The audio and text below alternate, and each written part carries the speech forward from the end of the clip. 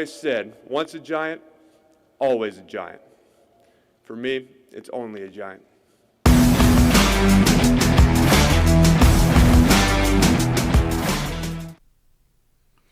Giants fans, welcome back to another episode of Only a Giant. Here today to talk about, well, a couple things, I guess, and obviously probably top of mind for most people is Tommy Cutlets, Tommy DeVito. First, if you could, as normal, please like and subscribe. For all the current followers, I really appreciate you. All the new ones that are watching for the first time, if you could please like and subscribe. I really appreciate it. I am your host, Michael Doherty of Only a Giant here. And let's jump right in. Let's talk about it. Obviously, Monday, the big news breaks that the Giants are finally benching Daniel Jones. Something that I think should have happened personally 5 games ago. I think right after that Cincinnati Bengals game, honestly, was kind of my point where I'm like, all right, like, I'm done. We're done. We're done. This needs to change. Not a hater of Daniel Jones. I appreciate everything that he's done for the Giants and been, the ultimate pro for this team. But it's time. It's time for a change. It was needed. And I think a big portion of this decision to bench Daniel Jones is obviously the injury guarantee. That's the elephant in the room, I think, with that. But the play does have a large impact on this as well, I think. It's kind of where they meet in the middle here, where the play is just regressing every week, and the risk is probably going up, actually, with the injury guarantee and kind of the decision to keep him as a starter. It just made too much sense to change that.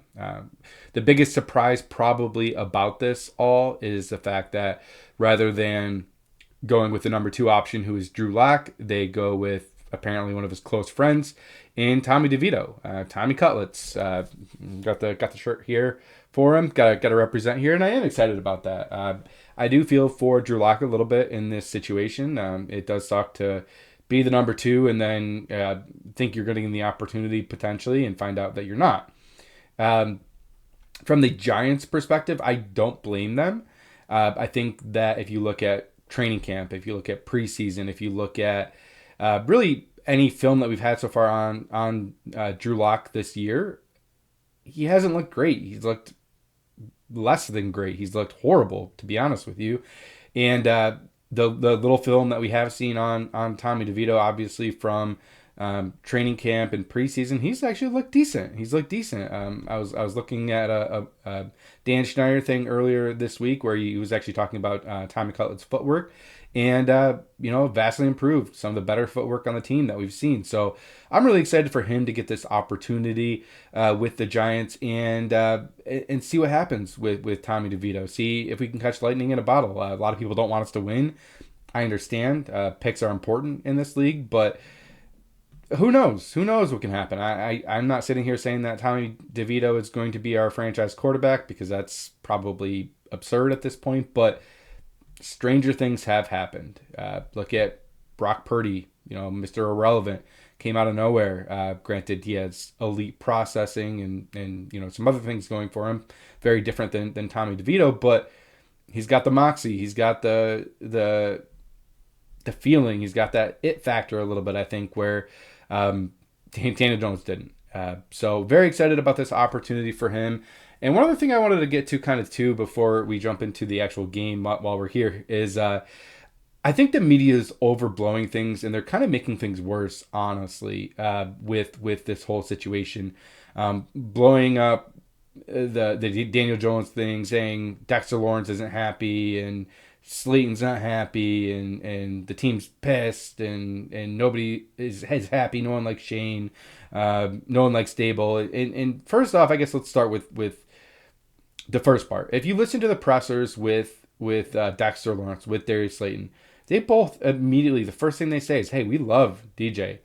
This is a business, though. We understand the business side of it. Of course, I'm going to be upset and sad for Daniel Jones, but we're also teammates of Tommy DeVito, and we're going to support Tommy and do the right thing, and we haven't lost this locker room, and it just seems like they're saying the right things. Now, if other reports come out and players are saying they're disgruntled this and disgruntled that, and it comes from the players, then I'll believe it. But the media especially the New York media, has such a it's like they have such an axe to grind against the Giants organization where any chance they get, they try to do everything they can to make the organization look bad, especially when they're losing.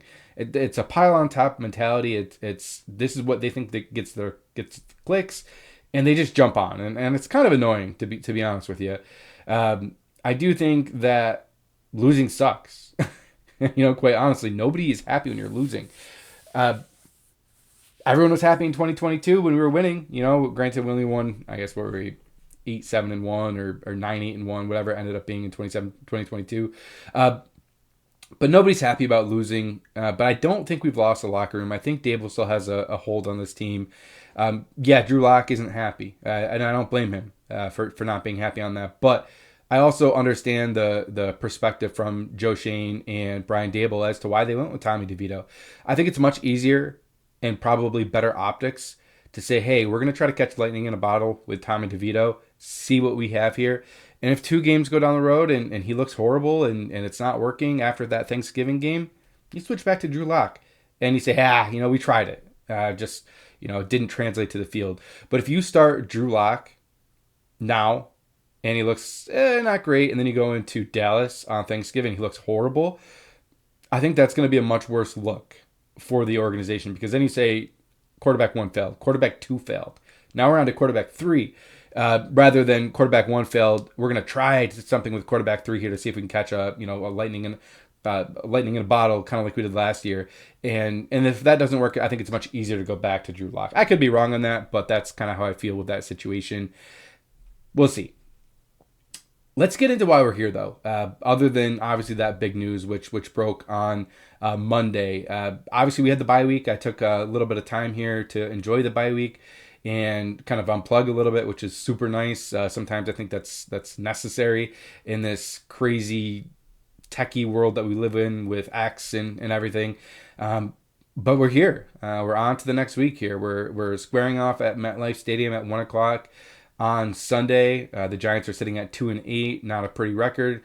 And they're playing against the Tampa Bay Buccaneers, who are 4-5 and probably not overly thrilled to be there. Welcome back, Ben Bredeson and Sterling Shepard. Always good to see young Shep. Very excited to see him back. Always a player that you respect. Probably a little bit surprised that he's still playing, but here we are. As normal, guys, let's look at the depth chart for the Tampa Bay Buccaneers. And obviously, you have Baker Mayfield as QB1, Kyle Trask backing him up, Rashad White and Bucky Irving as running back 1 and 2. And then you have a little elusive Syracuse alum, Sean Tucker, returning kicks, and that running back 3, who really has looked really good this year, the times that he has gotten an opportunity. Been watching that closely. Your wide receivers, Mike Evans, Jalen McMillan, and Ryan Miller. Obviously, you have Sterling Shepard in there, Trey Palmer, Raheem Jarrett, and Chris Godwin on IR, unfortunately for them. Tight ends, Cade Otton, who's been kind of a pleasant surprise, I think, for them. Payne Durham is a backup tight end, a guy I really liked out of the draft last year.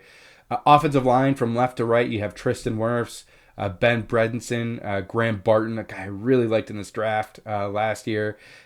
Somebody I thought could plug in right at one of our guard spots and start for years to come. They have him at center.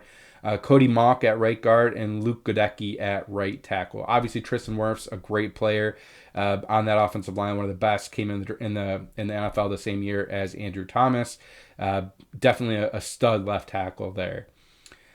Now, as far as their defense, they are in a base 3-4. Kalijah Cansey, I know a lot of people really liked him coming out of the draft. I'm not sure how he's doing this year. We'll look at that in a moment. Vita Vea in the middle, and then Logan Hall at the right defensive end position. Linebackers, Yaya Diaby, KJ Britt, and Levante David, and Joe Tryon Shoyinka. If I'm butchering that, my bad.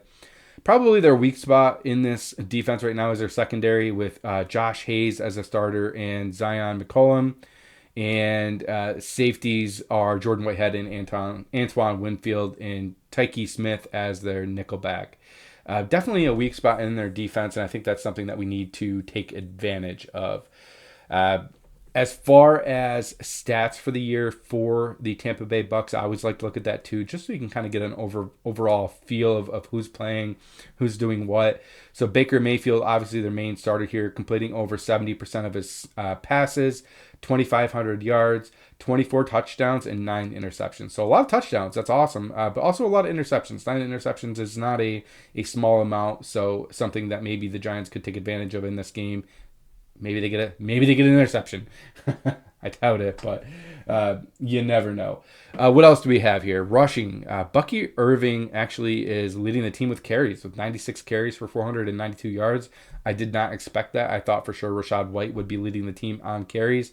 Bucky Irving, 5.1 yards per carry. Rachaad White, 306 yards, 3.8 yards per carry. Bucky Irving does also have 4 touchdown runs. Other than that, Baker's run a little bit, almost 200 yards. Sean Tucker, like I mentioned earlier, Syracuse alum, shout out Syracuse, has 186 yards on 26 carries and a 7.2 yards per carry. And his long is only 36 yards, so it's not super spiked based off of a super long run or anything like that, which is definitely interesting. Sterling Shepard does have 7 carries as well for 55 yards, which is interesting. When you look at the receptions, you have your 2 main targets here, and that's going to be Chris Godwin, who has 50 receptions, 576 yards, and 5 touchdowns. He is on IR right now. Cade Otton has 49 catches for 456 yards with 4 touchdowns, and then Mike Evans, who they do expect back this week, 26 catches, 335 yards with 6 touchdowns. They do throw to the running backs a lot as well. Rachaad White has 37 receptions. Bucky Irving has 26. Sterling Shepard has 16. So they really do spread the ball around pretty well. Maybe that's partially due to the injury at wide receivers with Chris Godwin and Mike Evans. But they do seem to spread the ball around pretty well to the running backs, to Cade Otton as a tight end. So middle of the field is going to be really important in this game as far as kind of shutting that down and not letting Cade Otton beat us and not letting these long swing passes to the running backs destroy us as well. So definitely things that are important there. Defensively for the Tampa Bay Buccaneers, leading tackle guy right now is Levante David with 72. He also has 3 sacks, 1 interception. Not much else stands out. Kalijah Kancey does have 4 sacks. Logan Hall has 3. A lot of ones. Apologies. Vita Vea has 5 sacks, so maybe that stands out a little bit. Interception-wise, Zion McCollum has 2, and that's about it. As a team, they have 5. Obviously more than what we have with our 1, but nothing really stands out all that much at that point.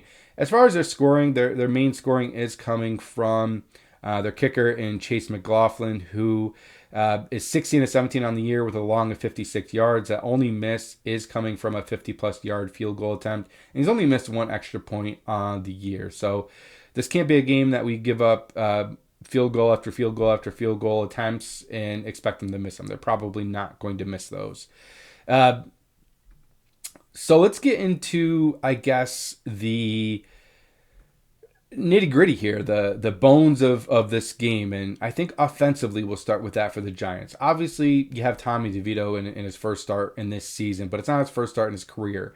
He's not an undrafted rookie free agent anymore who's making his first start with the bright lights in front of him in MetLife Stadium. He's he's not a veteran, but he is somebody that's played in this league, that has had some success and throwing some touchdown passes, made some mistakes as well, but shown that it's not too big for him. So I certainly think this is going to be a different Tommy DeVito this year, and I actually am really excited to see that. For the Bucks, defensively, they do rank 27th in the NFL with giving up about 26.6 points per game. So I do think there is opportunity for this Giants offense to score some points. Buccaneers do rank in the middle of the field as far as the run defense is concerned, but the pass defense is where they're really struggling, and they are in the bottom third of the NFL in pass defense, giving up over 265 yards per game, and third down percentage allowed. The bottom third of the NFL there as well. So something where I think that this may be a game that Tommy DeVito might be kind of a perfect game for him to come in. Yeah, it's a Bucs. Yeah, they are a good team, although the record may not show that quite as much as it feels like. But there's going to be opportunities in this game. If he can throw with anticipation, if he can throw some guys open, if he can make the right reads, he might actually be kind of coming into a situation where he could have a big game. here against this Tampa Bay Bucks defense. And that's something I do firmly believe. What I would say in this game is we really need to see Tommy DeVito kind of come out slinging. No fear. Don't play complacent in this game. We know who you are in the sense that you're not a starting quarterback in the NFL, but there is a chance that you could show that you are more than just a backup or more than a quarterback 3 in this game. And that's not going to happen by dinking and dunking. You need to sling it in this game. Don't be afraid of throwing some interceptions, but give your playmakers a chance. Give Hyatt a chance. Give Slayton a chance. Give Neighbors a chance. Throw some anticipation. And this might be one of the first games that we actually see Malik Neighbors have a chance for some yards after catch. Yeah, something that he was so well known for in college. But with Daniel Jones' struggles with reading defenses and throwing with anticipation, every catch that he had, he was getting hit right away. So this might be a game where maybe we can get him the ball in space, have him have some opportunities for some yards after catch. And I'm really excited to see that. This might be a kind of one of those games for Malik Neighbors where he's like, okay, I'm back. I'm not saying he ever went anywhere, but obviously since the concussion and really kind of running into some tougher teams with our schedule here, he hasn't stood out, I would say. He's been fine. He's been good. But a lot of that, I think, has to do with Daniel Jones, in my opinion. So what I would say in this game is do not be afraid, Tommy DeVito, to sling the ball around. Brian Dable, do not be afraid to give this guy some shots. Let him throw some deep balls. Let him throw some anticipation. Don't handcuff this offense. What do you have to lose at this point? If he looks bad, you have Drew Lock. You can always fall back on it. Or you can start running the ball more. And I think that's something that we can be successful at as well. I think in this game, pass to set up the run. Let Tyrone Tracy get comfortable. He'll get his carries, I'm sure. But let's start off slinging the ball and then get Tyrone Tracy involved heavily in this game as we go down the stretch. If the running game isn't working, then we keep these passing plays running and get creative with it, which I know Dable can do. We just have to see it. That's what it comes down to. But Tyrone Tracy does need his carries. He needs 15 carries, 20 carries here as well to really kind of get in this game and make some easy third down conversions. We don't need those 3rd and 8s, 3rd and 9s. We need some easier completions in this. Defensively for the Giants, and this is obviously the tough part, I guess I would say, with the Giants. Defensively, we have not been great. The big fear, other than the wide receivers in this game, is the run game. And the Bucs do average about 5 yards per carry, which is top 5 in the NFL. So what does that mean? That means that they are good at running the ball. But the kind of caveat here is that they only run about 25 run plays per game. So it's one of those teams that seems to really like to throw the ball more than run the ball. They don't rely on the run. They do run the ball successfully when they do run the ball, but they like to throw the ball, especially when you're getting Mike Evans back. You have Cade Otton being very involved in this offense.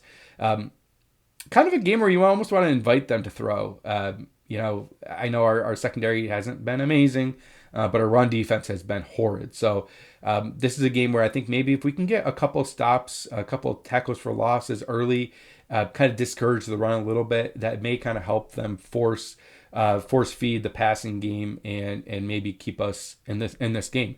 But if they start running the ball consistently, if they're giving Rashad 20 carries and they're giving Bucky Irving 20 carries, this is probably a game that's not even close because they'll control this, they'll run all over us, and I don't really have a lot of confidence in this run defense at this point.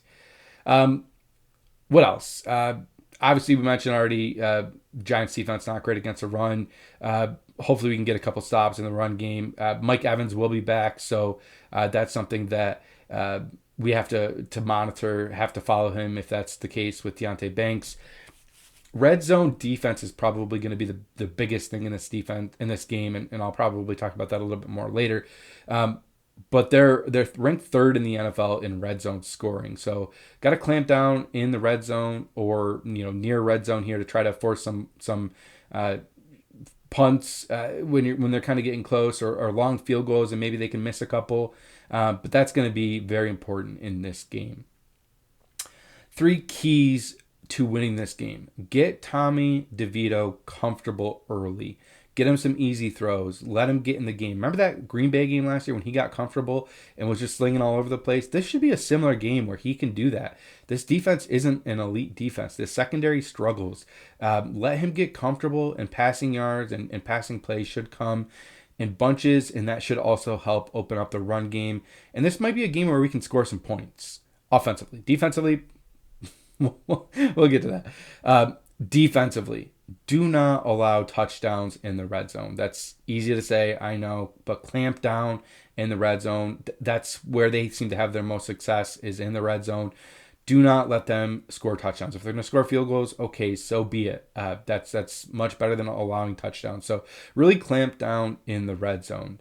Number 3, don't back down to this team. This team is a 4-5 Bucs team. They do expect to be better than that. They are a better team than 4-5, but don't back down to this team. Live to fight this game, and don't be afraid to try to bully them and show that we can be a better team than them. Yeah, we're 2-8. It is what it is. But moving forward, we have 7 games left here. Let's make a statement in these games that even if we lose games, this is going to be a damn competitive game, and you're going to have to earn it against us. And that's what I want out of these last 7 games. No blowouts, no embarrassing losses, tooth and nail fights down to the end. And that's what I want out of this team. That's my 3 keys to this game. And then my key player to this game is Tommy Cutlets. Tommy DeVito. Show us what you got, man. Let's catch that lightning in a bottle. I know a lot of people don't want us to win right now, but winning, it's so tough. Tanking isn't real in the NFL, I don't think. Wins are such a culture-setting thing. If you're losing all the time, that's a culture. That's a losing culture. It's a losing mentality. And that's really hard to be successful in the NFL as a losing organization, a losing mentality. You need to win games. I want a high draft pick. Yes, of course. But we need to win some games too. We can't go 0-7 here. We need to get a win or 2 and be competitive in these games. Really is, I think, what it comes down to. So let's cheer on Tommy DeVito. Let's cheer on the Giants on Sunday. Let's try to get a win. That's what I want out of this game. My prediction for the game, and this maybe goes against kind of what I just said here, but I do think that the Giants lose this game. Ultimately, I think this is a game that the Bucs are coming off the bye, as are the Giants, but they get Mike Evans back. They have the opportunity to run the ball all over us if they decide they want to. I think this team is probably too talented and too well coached for the Giants at this point, but I think we keep it competitive. I think the Tampa Bay Buccaneers win 31-28. But the game is competitive, and that's what I hope for at this point. Guys, that's all I got for us today here. Obviously, let's root for the Giants on Sunday. I hope everyone enjoyed the bye week. Some good content out there. Go check out other people. Like and subscribe if you could for me as well, please. I really would appreciate that. And end of the day, let's go Big Blue. Let's get a win. Please. Come on, let's root for a win, guys. Let's be happy for our guys. Let's get a win. Let's go Tommy Cutlets. Let's go Big Blue.